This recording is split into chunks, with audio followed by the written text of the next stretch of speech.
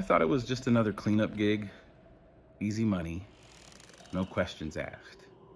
But the minute I stepped into that mansion, something changed. I didn't know it then, but I wasn't just walking into a house. I was walking into a ritual. And by the time I figured it out, it was already too late. It had been a rough couple of weeks. My last gig had ended ugly. A client who swore I took something I didn't. Threats from a manager. And my rent deadline closing in like a guillotine. And I wasn't sleeping. I wasn't thinking straight.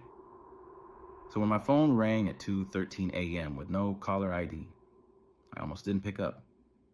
But something told me to. A feeling in my gut that didn't feel like instinct, more like obligation. Like I was already meant to answer before the phone ever rang. The voice on the other end was low and dry, like someone who'd been up for 3 days and wasn't surprised by anything anymore. He didn't introduce himself, didn't ask if it was a good time. He just said, "We need someone to handle a private clean-out. 3 days. Cash. No digital trace." The phrasing felt surgical, rehearsed. The kind of line someone says a dozen times, but only once with your name attached to it. I asked who the client was. He said the name didn't matter, but the property was in Holby Hills. Said it had been part of an asset liquidation after a high-profile investigation. I didn't need to ask who. I already had a sinking feeling. Then came the payout offer. $5,000 for 3 days of cleanup. No questions, no pictures, no electronics allowed inside the premises. "You'll be working alone," he added. "We've already secured the location." My mind flashed back to stories I'd heard over the years from other guys in my line of work. Contractors who disappeared during foreclosure jobs, cleanup specialists who got paid in hush money. But broke men make bad decisions. And I was very broke, so I said yes. 20 minutes later, I got a text with an address, a time, and one last warning. "Do not disturb sealed areas. Only remove what's left out. If you see anything unusual, keep working." I arrived just after sunrise. Fog still rolling off the hilltops. The address led me to an iron gate tucked behind a winding road so steep it felt like a drop-off to nowhere. A gray Range Rover idled at the gate. A woman inside rolled down the tinted window without saying a word and handed me a plain black key fob and a clipboard with a dense NDA attached. No eye contact, no hello. Just one instruction. Do not open anything with red tape. You're not here to question. You're here to collect. She pulled away before I could say anything. Just like that, I was alone. The gate opened as soon as I pressed the fob. The driveway wound upward toward a mansion that somehow looked even bigger than it had in the news chopper footage. The walls were bone white, stretched wide like open arms that didn't feel welcoming. Ivy covered most of the southern wing. Half-dead fountains lined the front yard.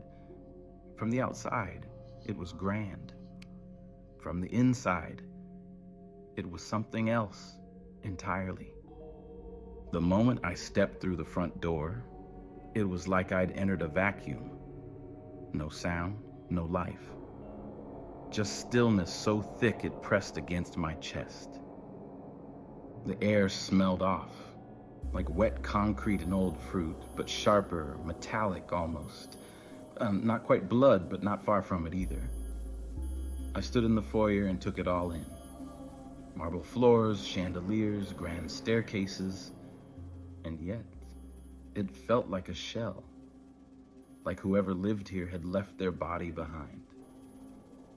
There were signs of a rushed departure, a coffee mug left on a counter, a drawer hanging open with socks half spilled out, A velvet tray on a dresser still had earrings on it, positioned like someone was coming back for them. But no one had. I started boxing what I could. Anything personal but not obviously valuable. Photo albums, opened letters, small keepsakes. But the photos were the first thing that truly bothered me. Nearly all of them had the eyes removed. Not scratched out by time, but marked deliberately. Thick, black ink. Like someone didn't want the eyes seeing anything anymore. It wasn't just one or two images. It was dozens. Dozens of smiling faces with empty voids where their eyes should have been. Even the family portraits were defaced. It felt less like privacy protection and more like a warning. And that smell, it never faded. No matter which room I entered, it clung to the air. Sometimes stronger in certain corners, like it was trying to lure me deeper. That's when I reached the north wing. A hallway marked by red tape. Not just across the entrance, but in X's and slashes like a barricade someone wanted reinforced visually. I didn't cross it. Not out of respect for the rules, but because the temperature dropped by at least 10 degrees just standing near it. I turned around. I found myself back on the main staircase heading to the second floor. The master bedroom was enormous. Wall-to-wall blackout curtains, 4-poster bed, fireplace, and a massive Persian rug in the center. The only light came from a thin slit in the curtain, where sunlight spilled in like a spotlight on the rug. That's when I noticed something strange. The rug, it wasn't flat. One corner was curled slightly upward, like something had moved beneath it recently. I told myself to ignore it, that I had a job to do, but my feet moved anyway. I walked over and peeled the rug back. Beneath the rug wasn't wood or even polished marble like the rest of the floor. It was concrete, gray, unpolished, and cold. Embedded into the center of it was a metallic square panel, maybe 4 feet wide. Matte black. Seamless, except for a thin groove and a small fingerprint scanner on the side. It looked military, like something you'd find on a submarine or inside a bunker. And it was already slightly ajar. I crouched beside it. Cold air rushed upward through the gap, the kind of cold that doesn't belong inside a house, damp, stale, and ancient. I pressed on the edge. The hatch creaked, louder than I expected, and slid open with barely any resistance. A staircase waited below, metal steps slick with condensation. I should have stopped right there. Should have walked back out of the house, shut the door, and forgotten I ever saw it. But something in that cold draft made my skin prickle, like the air was exhaling onto me, like it knew I was there. I got my flashlight from the truck, took one last look behind me, and started to descend. Every step echoed like a drumbeat. My boots slipped slightly on the rusted treads. The temperature dropped further as I descended. 3 stories down, maybe more. I lost track of the turns. The bottom opened into a hallway. Narrow, 7 feet tall.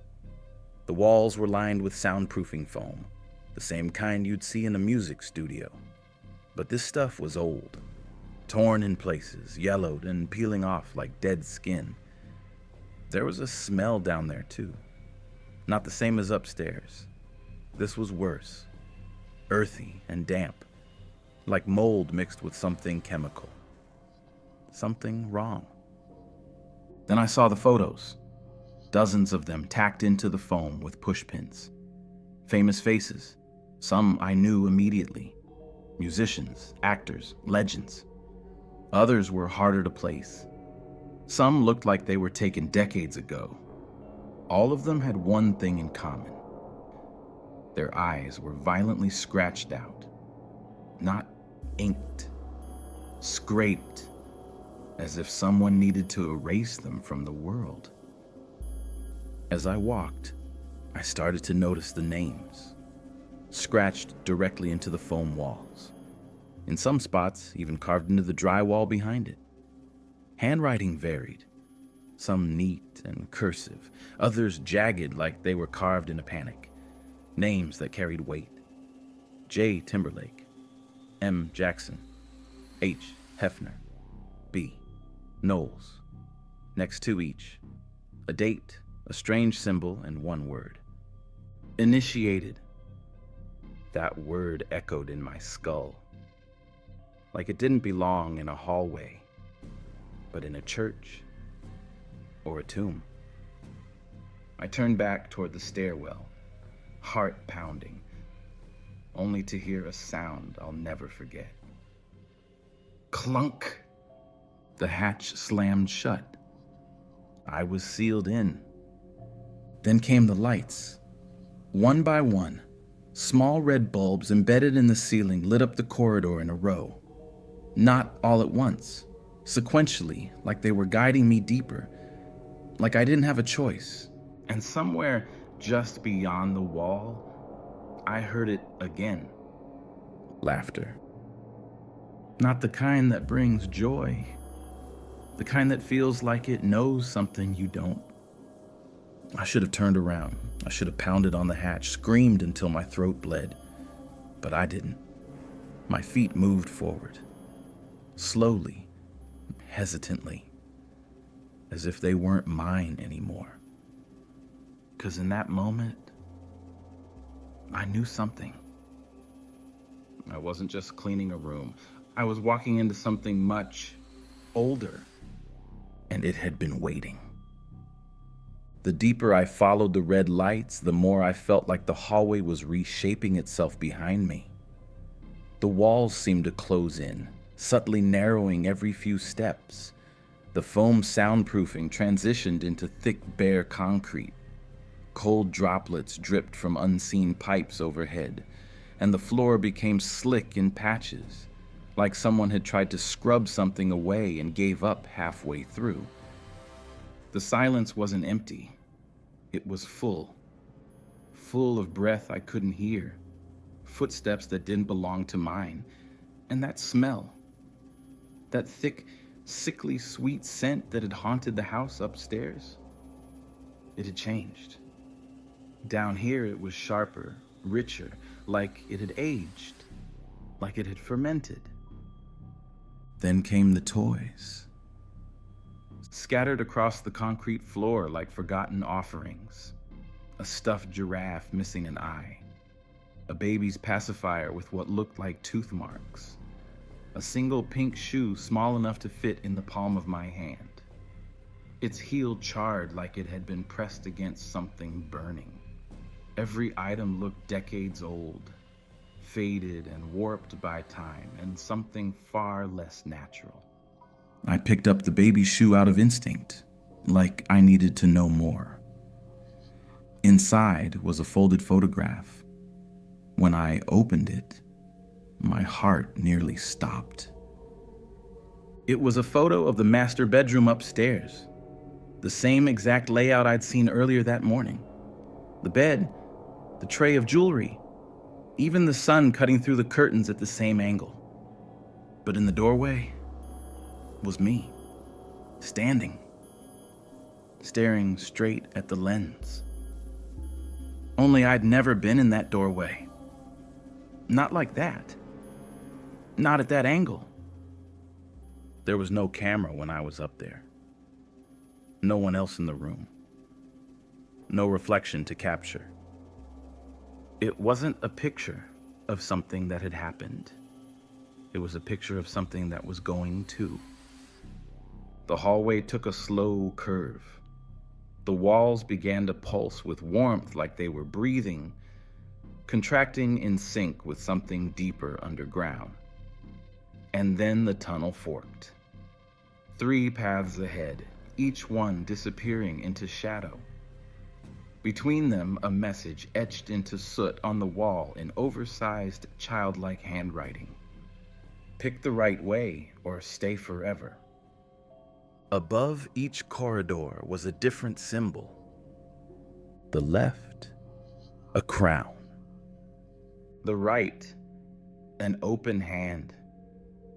And the center, an eye. I didn't know what they meant, but my gut twisted at the thought of picking wrong. Something told me the eye had been waiting for me. So I stepped into the middle tunnel. The air changed immediately. It pressed in heavier, clinging to my skin like wet fabric. The corridor narrowed to the point where I had to crouch. My flashlight dimmed, no matter how many times I tapped it. That breathing sound returned, wet and irregular, echoing through the walls like something was alive in the stone. Then came the whispers, names. Some I recognized, others I didn't. Some sounded like mine. And behind me, a sound I couldn't explain. Not footsteps, not slithering. Just a presence, crawling, waiting. The tunnel flattened again and opened into a massive underground chamber. The temperature dropped instantly. The floor was flooded, ankle deep in black, stagnant water that shimmered like oil under my beam. Stone pillars circled the room, their surfaces warped and cracked, etched with symbols that looked like fingerprints melted into the rock. Floating across the surface of the water were dozens of candles, some still burning, their flames flickering in slow motion. Others drowned, their wax swirling like skin in the murk. The smell was unbearable. It wasn't decay. It was ritualistic, like sweat, oil, and something burnt long ago. At the center of the chamber was a raised stone platform just above the water line. An altar. Small bones arranged into symbols covered the surface. Around the base were rusted chains. Rags stained every shade of brown and black, and empty gallon-sized bottles of baby oil. And there, half buried beneath a layer of melted wax and soaked fabric, was a VHS tape. The label read, S. Carter, private, do not duplicate. My hands shook as I picked it up. Even in that moment, after everything I'd seen, reading that name made my stomach drop. Against the wall stood an old TV cart, complete with a bulky CRT screen and a VCR plugged into a portable generator. Like someone had left it there for me on purpose. I slid the tape in. The static was instant. Then a feed appeared, black and white, no sound.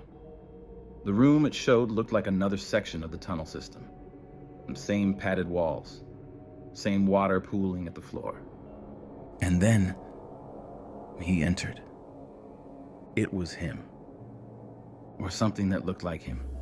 Tall, face unmistakable, covered head to toe in oil. Around him were others, naked, shaking, some on hands and knees. One of them couldn't have been older than 13. They didn't speak. They didn't move. They just obeyed. And he danced. Not to music. There wasn't any. He moved like something was playing only in his head, a rhythm no one else could hear. And then, without warning, he turned and looked straight into the camera, into me, and smiled. His mouth stretched unnaturally. His eyes darkened. The screen glitched and bent as his face distorted. I yanked the tape out, slammed the VCR. The screen blinked, then died. And then came the splash. The splash wasn't from me. It was heavy, close, like something massive had just broken the water's surface. I turned, flashlight raised.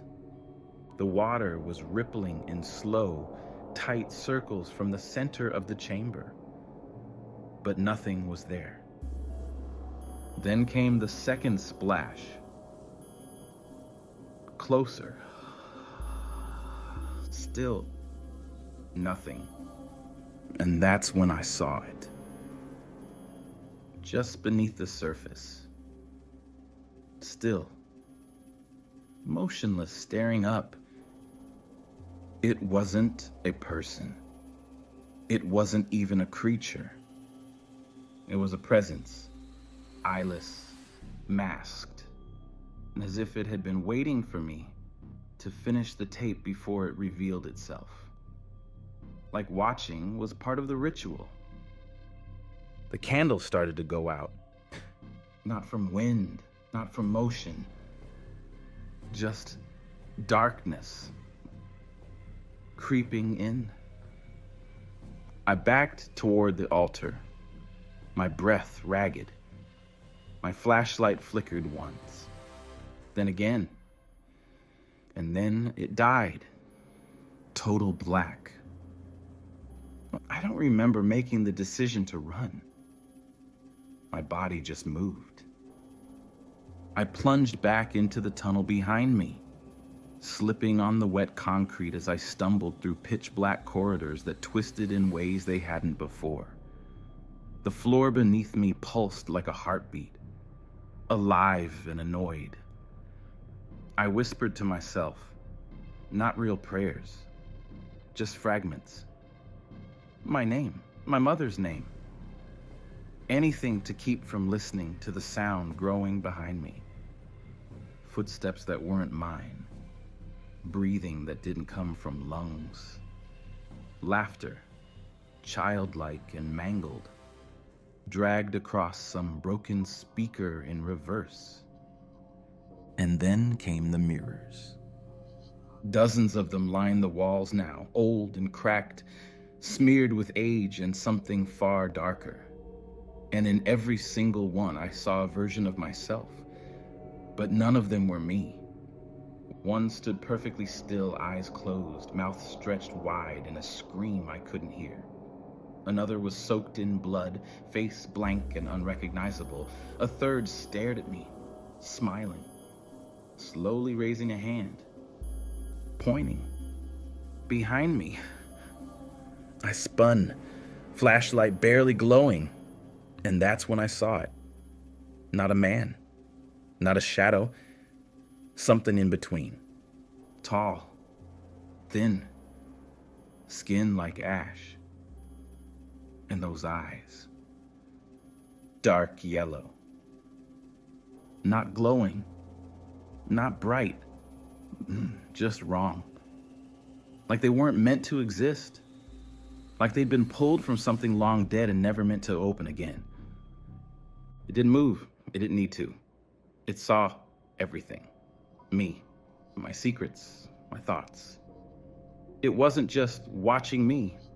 It was reading me, line by line, memory by memory.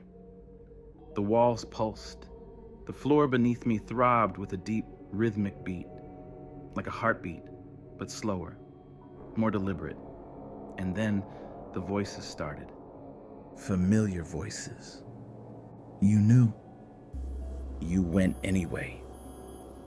You belong here now. Voices I hadn't heard in years. Voices from my past. Some still alive. Some long gone. I fell. Slammed into the wall. Dropped the flashlight. It shattered instantly. And then something touched me.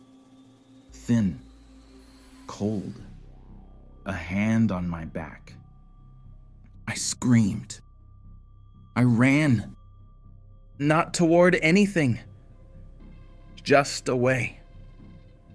The tunnel stretched like a rubber band, growing longer with every step. My legs burned. My chest felt like it was collapsing. The hallway narrowed, curved, widened again. Nothing consistent, nothing real. And then, like a knife through fog, I found it. A door, rusty, half-rotted, small, tucked into a slanted corner I hadn't noticed before. I didn't stop to think. I shoved it open, and sunlight hit me like a slap to the face. I was outside, back behind the mansion. Same ivy-covered walls, same cracked fountains, same driveway, but everything was still. Dead still. The gray Range Rover was gone. No agents, no security. Just birds chirping like nothing had happened. The world spinning on without me. My truck was right where I'd left it, and on the passenger seat, sitting open like an afterthought, was the security pouch they'd locked my phone in. Unzipped, as if to say, that part's done. I drove, not home, I didn't know where. I just kept driving until my gas light came on. Then I pulled over and cried in a diner parking lot for what felt like hours. I didn't tell anyone. Who would believe me? But the nightmares came and stayed.